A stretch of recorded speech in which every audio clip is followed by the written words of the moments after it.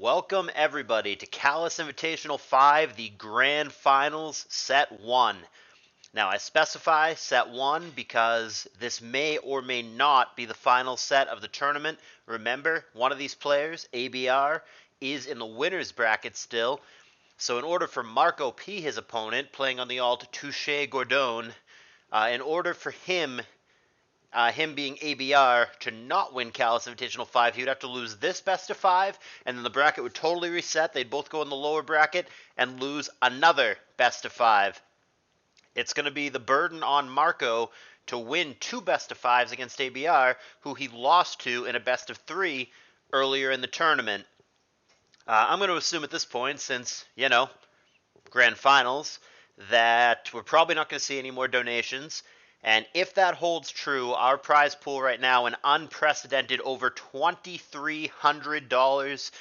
The winner is going to receive 50% of that, and it could be over today. So ABR, should he defeat Marco in this best of 5, will stand to win over 1,150 real dollars, which is insane for an online Pokemon tournament.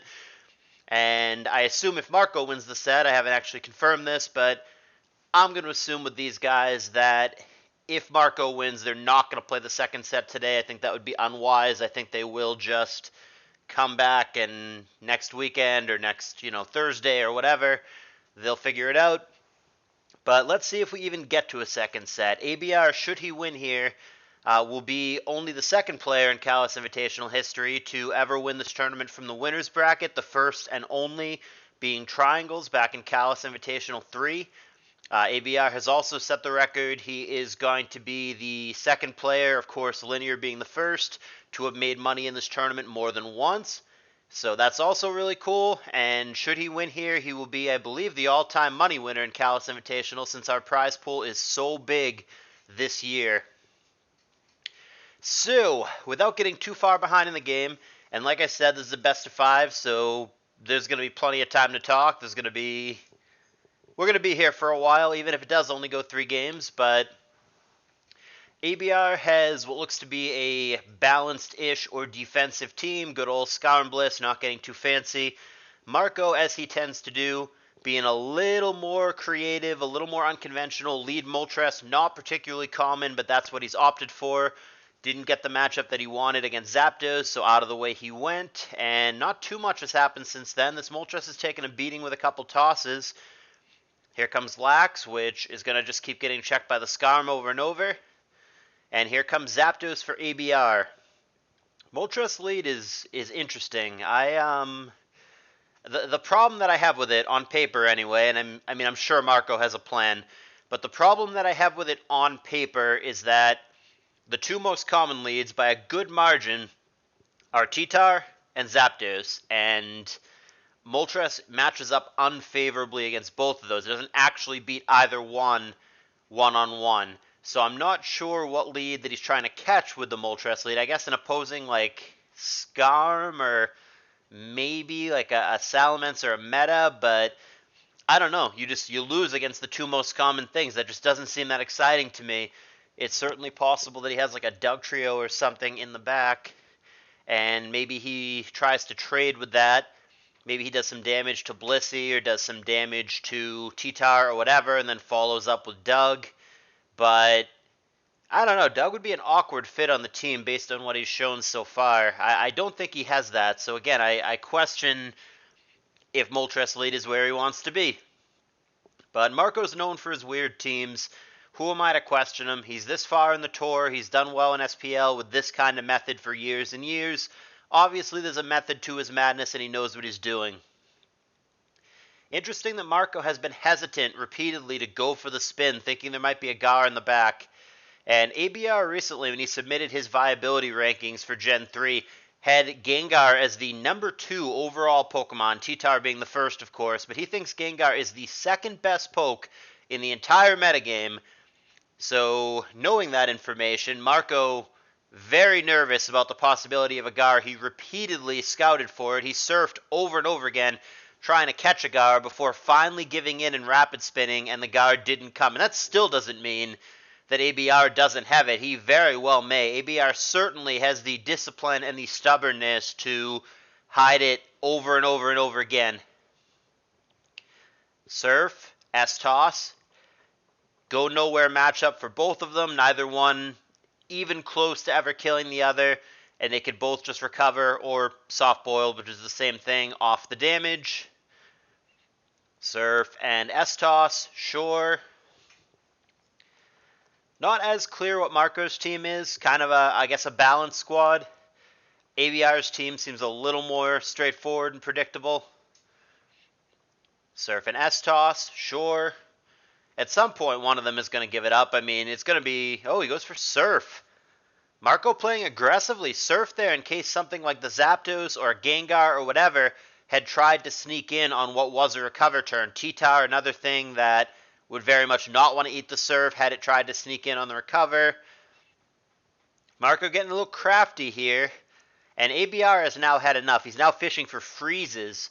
And yeah, Marco's had enough also. He's not even attacking anymore. He's just going to go for Rapid Spin. Ice Beam does get a freeze on the second attempt, which Marco already done with this. Out of here. Switches to Rachi. That eats an Ice Beam. Doesn't care about it. 9%. And yeah, he goes from having 2 unreveals to no unreveals as he goes to Gar here.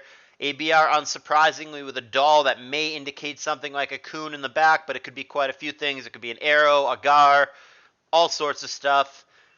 Gets a Will-O-Wisp off on Bliss, and pulls back to Starmie. Blissey also pulls back, and we end up with Starmie on Doll. Blissey in again, and it's just Rapid Spin. At this point, Marco does not believe that ABR has a Ghost, and he might be right. Rapid Spin again, an S-Toss. Very curiously, ABR may or may not have a T-Tower, but it doesn't look like it, and Marco definitely doesn't. So for round 1 of the Grand Finals, we have the quite uncommon scenario where there might just not be a T-Tower in the game. That hasn't happened very often, but that very well may be what we're looking at here. So Marco's team looks like a new age balance, all sorts of stuff that we wouldn't have seen X amount of time ago. For example, Gengar on non-Spikes teams was really, really uncommon and not considered good until recently. People have very much come around and gotten on that train. Double Will-O-Wisp miss, very crappy there for Marco. Poor luck.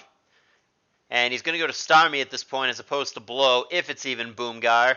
But yeah, that's pretty crappy, the double Will-O-Wisp there. Now Bliss and Rapid Spin again. ABR has not been able to keep the spikes down, but I still like his position better in this game. Certainly partially because of the bad luck that Marco just had, not burning the doll and taking some chip damage. Now granted, this Rachi we've seen nothing. If it has Wish, it could pass that to the Gengar potentially. Not at this very moment, but you know what I mean, just generally speaking. And the Lack seems to really be going nowhere as the Skarm repeatedly checks it. Gengar comes in trying to get some lefties here. Maybe it's just another Will-O-Wisp, but how do you get past Bliss? I mean, even WoW Taunt wouldn't win in this situation. You'd have to blow on her. And if he's got that, he doesn't do it. Starmie comes in. It's the obligatory Ice Beam here to hit the Gar, and also if Gar had taunted, that would have hit it. And we're back to this again. Does Starmie Rapid Spin here, or does he recover? This one might be a long game for a game 1, unfortunately. It's kind of looking like this might be a grind, but I've got to favor ABR right now. I feel like ABR has made progress, whereas, I don't know. I mean, Marco has a little bit of chip damage on the Zapdos, which is like his only somewhat saving grace, but Marco has not made too much progress in this game, in my view, whereas ABR is making progress. He's got chip on the Lax, he's got chip on the Gar, that Paro is helpful, the Starmie is starting to come in a little bit low. Overall, I think ABR slowly but surely is building himself a little lead in this game. Now Meta on Lax, pulls back, becomes Zap on Lax. Alright, the damage and the Para undone with a rest. T-Bolt for 22%. Which is like okay but not exciting, but it's even way less exciting without the sand. And yeah, Lax is just going to sit in. Why not? BP to Skarm, sure. I mean, here's the real problem. I mean, we know there's no mag, we know the full team. It could be self-destruct, but I mean, self-destruct and rest is a really weird set. So this Lax really struggling to get through the Scum on the other side. Walled by it repeatedly. Dropek blanking on Rachi is going to be an opportunity. He can wish, he can fish for hacks here with something like a Thunder or an Ice Punch. Does go for wish. Moltres and Earthquake blanking. So as it turns out, the Moltres or the Gar could have received the wish there, but it's going to be the Moltres. Now Will-O-Wisp coming down on Blissey. Starmie switches in at this point, and S-Toss going to knock him down to the yellow, 27% after lefties. Is going to force a recover here. And that's a great opportunity for Zapdos to get in. Rapid Spin never gets off. Zapdos comes in, gains lefties, and obviously Starmie out of the way. Thunderbolt there.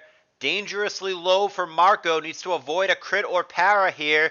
Last poke Dougie for ABR. That's going to pick off the Lax, and that's going to certainly forward the momentum here. 50% Earthquake. That is huge. That's got to be an Adamant Dugtrio to be hitting it that hard. And Lax about to die here, and indeed it does. It makes sense that it would be an Adamant Dugtrio, and you have an S-Toss Bliss on the other side. When you have S-Toss Bliss, you don't have to worry about things like outspeeding the Raikou or dealing with Starmie because your Blissey will handle it. So it makes perfect sense to me that it would be an Adamant Dug, and indeed the Lax gets picked off and does a whole lot of nothing in the process.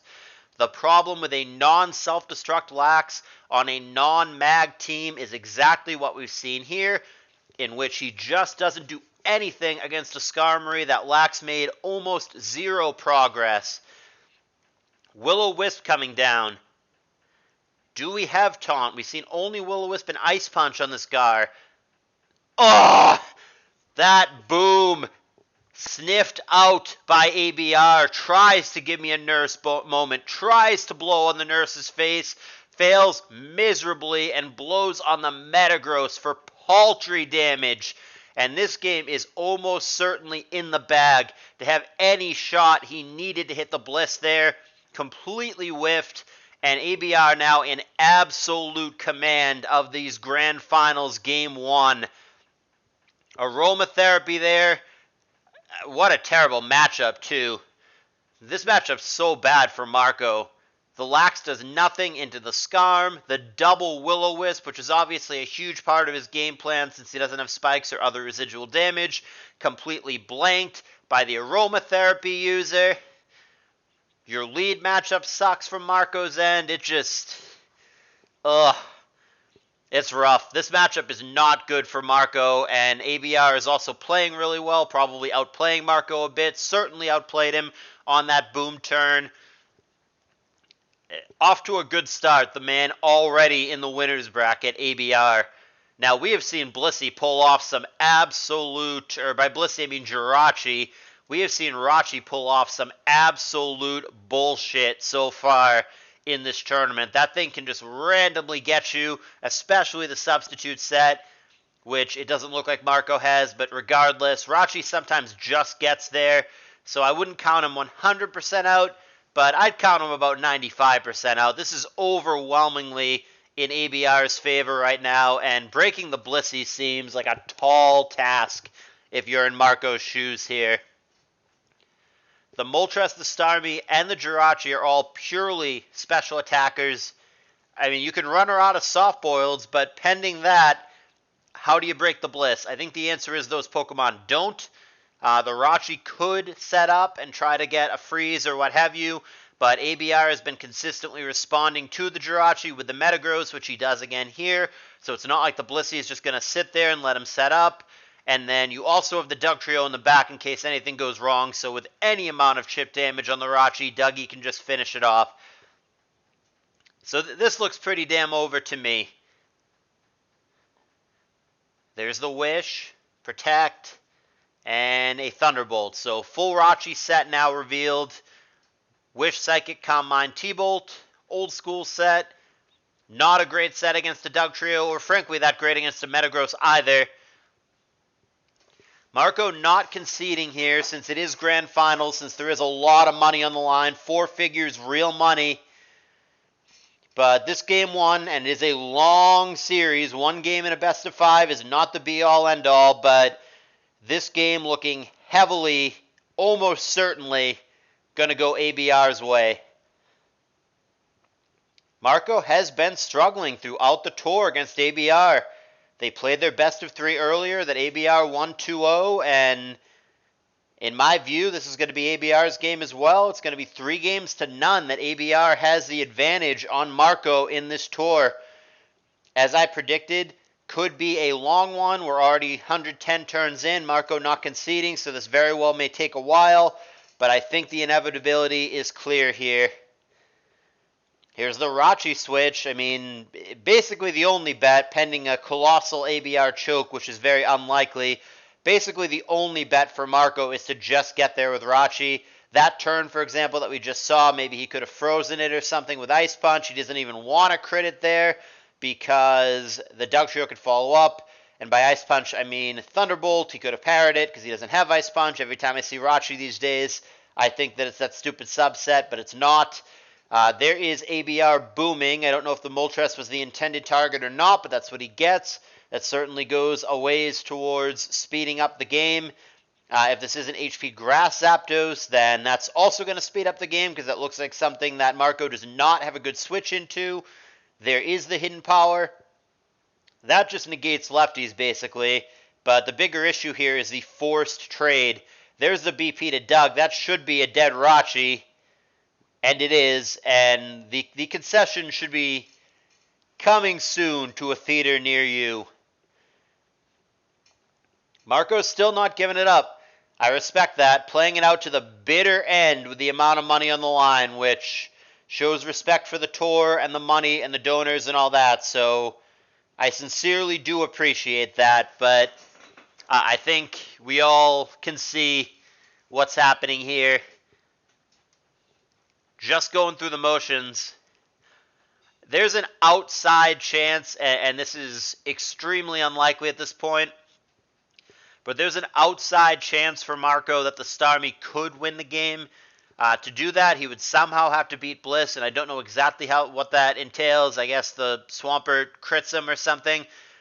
But if he could somehow beat the Bliss or force the Bliss out, I mean, in order to really win, he has to kill the Bliss. But if Bliss somehow dies to a crit or whatever nonsense, the Starmie could clean up. Even then, it would require getting a crit on Zapdos to finish it from its current health, and then you beat the other pokes one-on-one.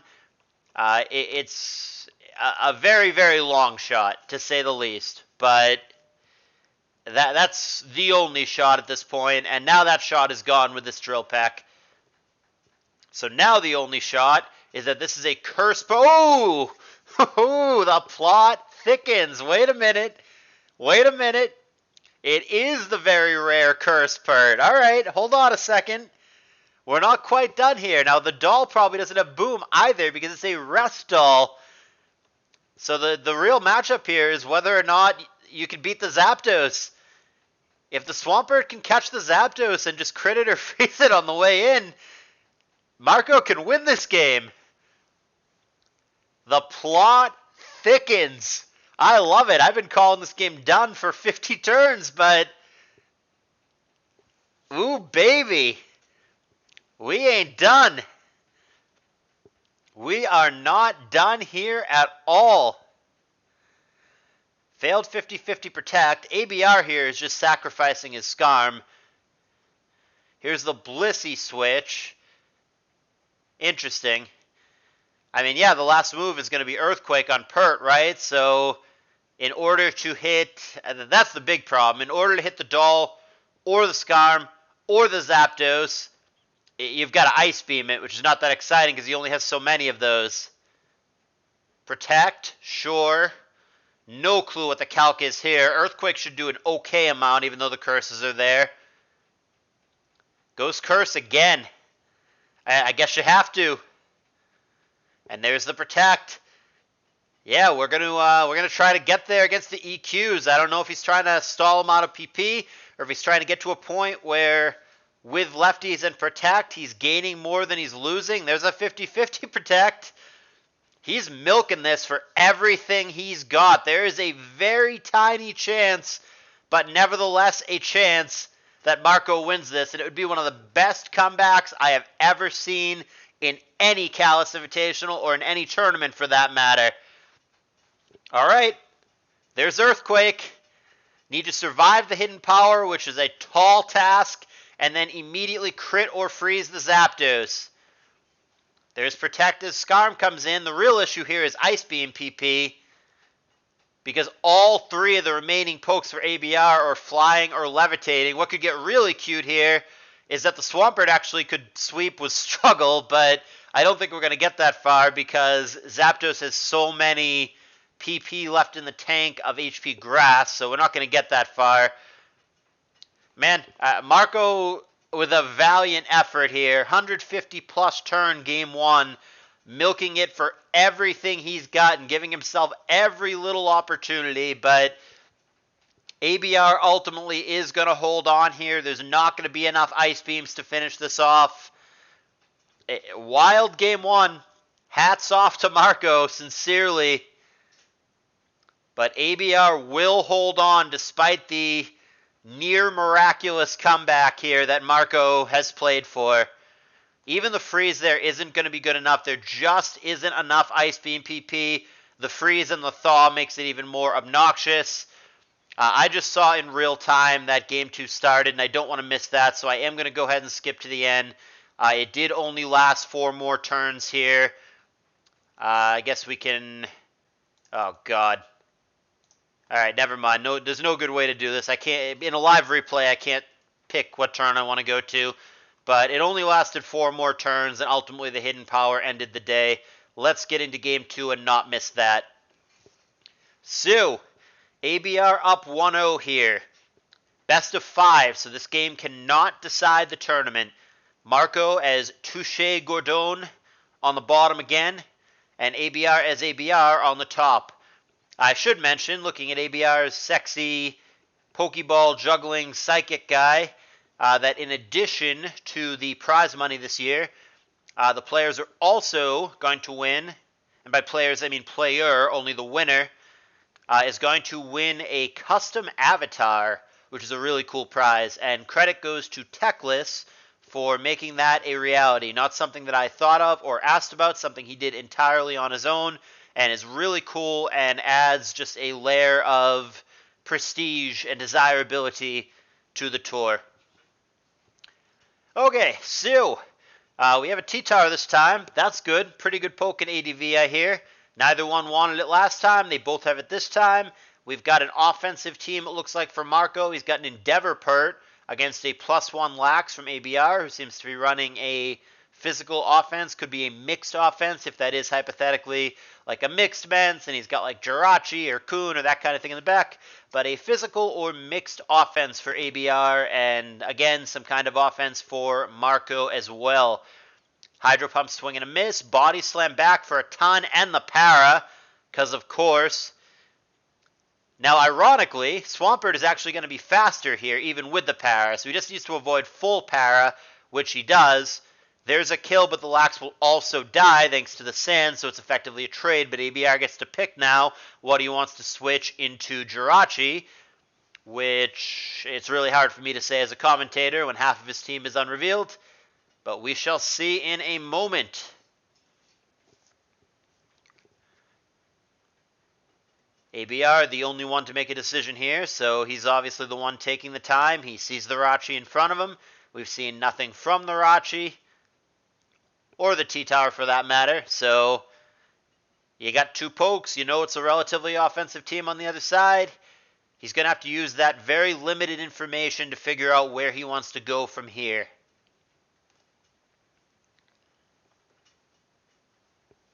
Thinking it over.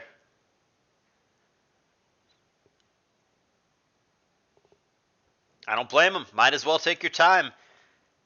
Trying to deduce what other teammates there might be. What else might Marco have in the back? Obviously really hard to predict exactly what he's going to have here, but if he can narrow it down in any way, then that would obviously be very helpful. And ultimately he decides on his own T-Tower, which was previously unrevealed. He's certainly representing that he would have Earthquake here, but he may not. It's actually very common. I mean, Lax, Meta, and Salamence don't like Gengar at all, so it's actually pretty common to have Pursuit Tower in this kind of team, but not looking like that'll be the case here today. That is an Earthquake, which, I mean, Rock Slide, Earthquake, Pursuit Crunch is a set, but not a very common set by any means. It probably is a simple physical tower. And good switching there. Does not get greedy and go for HP fighting or something like that. It would have been instantly blocked by the bulky water. It was a good switch to Celebi. He gets a Calm Mind off at this point, and now he's staring down the meta, who very well may boom here and not allow any Calm Mind shenanigans. And ABR plays accordingly. He does just boom. Marco predicts the boom and goes to a boom resist. But the T-Tower is going to die despite the fact that he resists explosion because the meta just hits that damn hard. And that leaves us much quicker game this time, 4-4. Previous game went 160-something turns or whatever. This one looking like there's almost no chance of that. And now Celebi again is trying to set up. Earthquake Tower probably is HP Bug Tower. Physical Tower almost always carries that.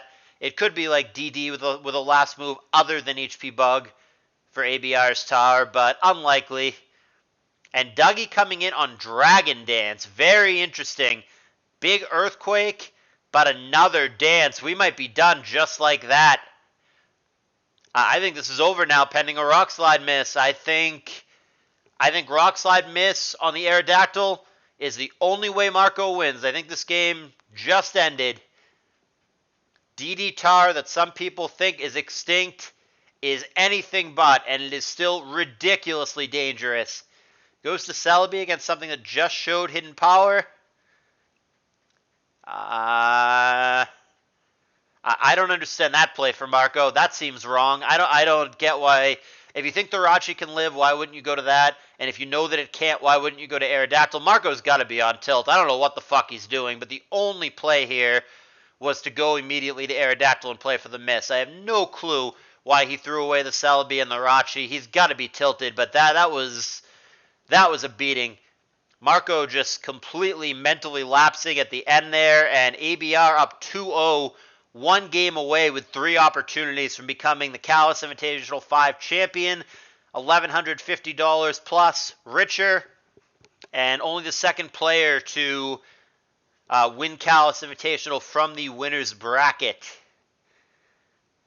Man, Marco just melting down at the end there. So uncharacteristic for him, but that's what it was looking like to me. Just a total meltdown. We wait here for Game 3, which could be the final game of the tournament, but man, I'm really surprised. And Marco rushes into that third game. I think he should take a breath and a break. I think he's steaming. Did not see a pretty straightforward path in that previous game. Only thing I mean, he's better than that. So, I mean, the only thing I can come up with is he's in his own head.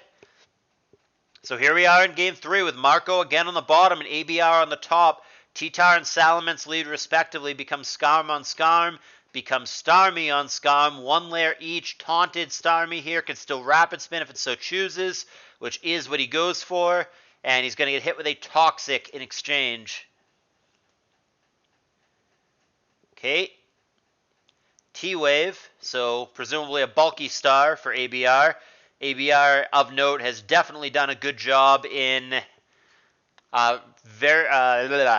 changing up, varying up. I don't think I'm using it right in this context, but he has varied his teams pretty well. He had a balance, and then he had a physical offense. This also kind of looks like a balance, but it looks different than his Game 1 team.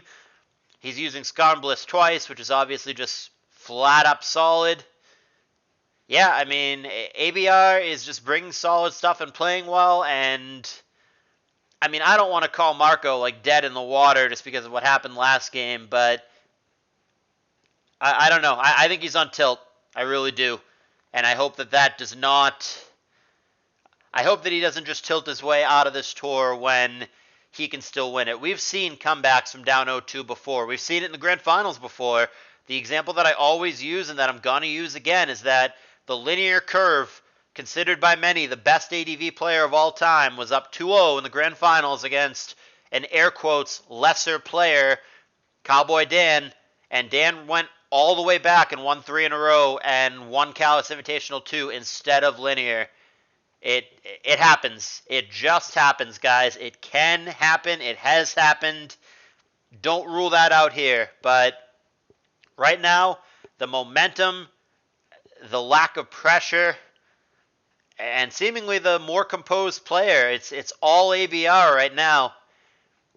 There's Roar to meta. He's established 3 layers of spikes, which is really going to add up. At least 3 of the pokes for Marco are grounded, and so far there is no rapid spinner in sight.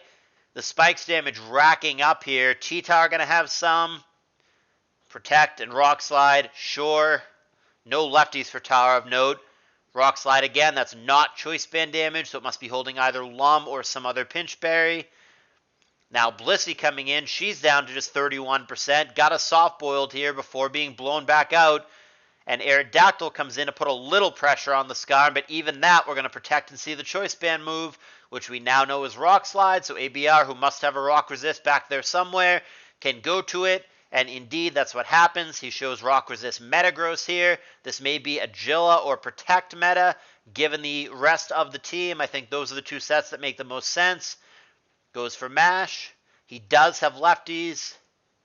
There's an attack raise and spikes for Marco. ABR we know has a spinner, though, is the big difference, whereas it's not looking like Marco does. And there's a critical hit at a bad time. Bad to worse. Marco already losing, and now ABR catching breaks. This might be a sweep in the grand finals, which is something we've never seen before. Not in the first set, anyway. There was a sweep last year. I guess that wasn't the first set. I lied. We have seen that before. Linear swept Undy. I don't know anything. Anyhow, Marco catches up with a Fire Blast here. Leaves us in a 5-5. Dragon Claw, good enough with the sand. Short, but not short enough. So Marco with the lead. So important. However, he does not have spikes, and we've got ourselves 3 layers down. He doesn't have a spinner, rather, to remove those spikes, so he is going to have to deal with those for the rest of the game. Not ideal by any means, but yeah, we'll see. We'll see if he can manage to do this. Well, not like that. Another critical hit knockout for ABR's Metagross. That makes it a hell of a lot easier. 2 crits, 2 kills. That's tough to play against.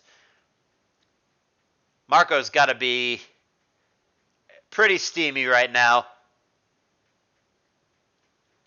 4-4, but ABR with both crits and skill looking like he's in good shape yet again.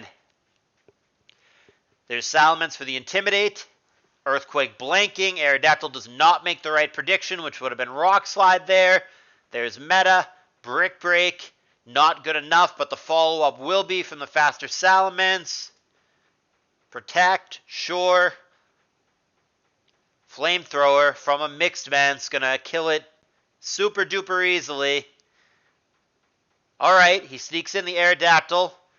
Needs a prediction here. Must be right. Here's Celebi. Earthquake is not the right prediction. Now Blissey in.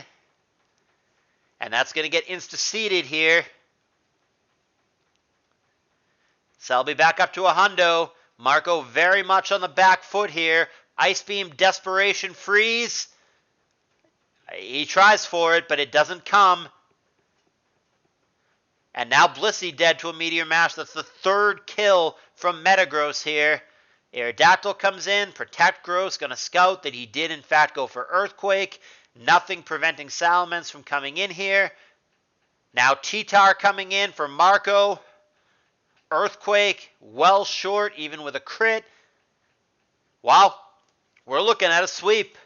We are looking at a grand finals sweep. We're looking at, as far as real time, the fastest grand finals there has ever been. 40, 45 minutes, whatever it may be, and a one-sided affair. ABR is going to go 5-0 in games against Marco P in this Callous Invitational. 2-0 in the first set and 3-0 in this one. Marco just cannot beat ABR, and there is the Dragon Claw that ends the tournament by virtue of a 3-0 sweep. ABR is the Callous Invitational 5 champion, and he is over $1,150 richer for doing so, and he wins the custom avatar, and he is only the second player in history not only to make money in Callous Invitational, but to win the tournament from the winner's bracket. And as of this moment, ABR is also in the top 4 of the Smogon Classic. He is having a phenomenal year. He wins Callous Invitational 5 and might also win Classic while he's at it. ABR making his case as one of the absolute top 3 best competitive Pokemon players ever of all time. Possibly the greatest. Dominant throughout the tour. Wins the whole damn thing from the winner's bracket. Hats off to ABR, the Callous Invitational 5 champion. There will be one more video for this tour. Gonna make it soon. Gonna thank the donors and everybody who contributed to this tour. But we're done here. Congratulations, ABR. He's the Callous Invitational 5 champ. Marco, congrats as well. Second place, really good. He's going to be $700+ richer.